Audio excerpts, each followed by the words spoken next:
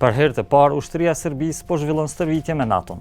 Të organizuara me iniciativën e Serbisë, stërvitjet e përbashkëta do të zgjasin deri me 23 maj. Do sad je bilo raznih aktivnosti sa članicama NATO, ali sad NATO kao organizacija ima vježbu sa Srbijom i to je presedan svih presedana. Autoritetet serbe ngulin këmbë në neutralitetin ushtarak, ndërsa sondazhet ndërvite kanë treguar se rreth 80% e qytetarëve serb e kundërshtojnë antarësimin në NATO.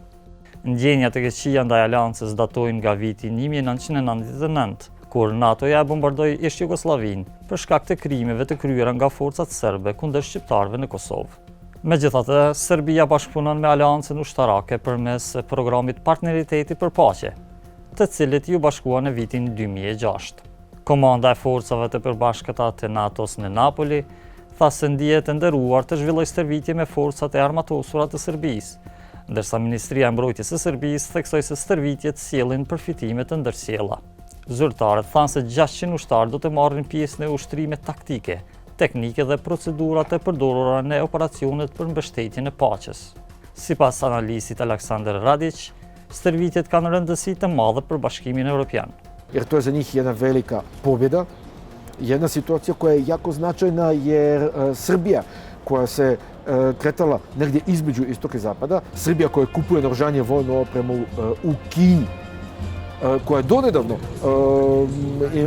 održavala dobre kontakte sa ruskom stranom i nabavljala naoružanje i vojnu opremu, sada vježba sa NATO. Upravo ta simbolika, zastava NATO i zastava Srbije vjerojatno Briselu bila jako potrebna. Deri në vitin 2022, Serbia kishte bashkëpunim të madh ushtarak me Rusinë. Megjithatë, ai u pezullua pas fillimit të pushtimit të Ukrainës nga Rusia.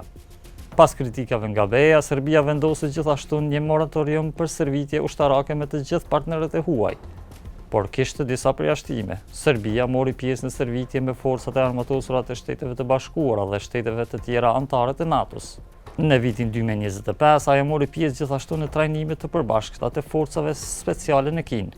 Kur bëhet fjalë për furnizimin me armë, Serbia, megjithëse në antarësimin e BE, vazhdon të ndjekë një politik balancimi.